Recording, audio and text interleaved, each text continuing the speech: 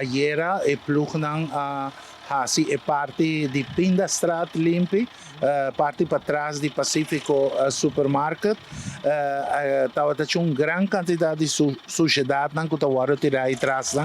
E, mas claro, acurato nós vai acercar também é proprietário de Pacífico Supermarket para trazer conhecimento de para se acaso se ele está tirando desperdício não, para manter essa aqui também limpa.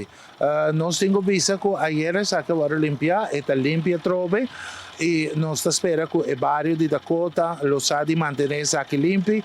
e assim para nós prosseguir junto com o DOE.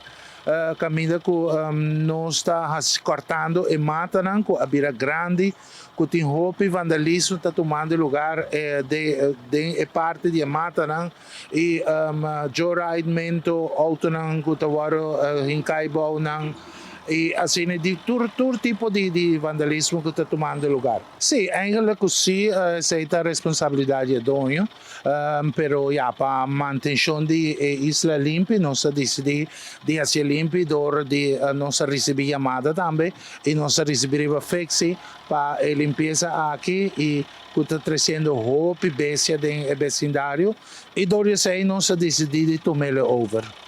Essa aí me quer que lo baita demanda inspector não que está handle o caso aqui para pôr tomar contato com a pessoa não concernida que está dono de terreno para pôr papel com ele e para assim nós podemos chegar a um arreglo que tudo gente por trás conjuntamente.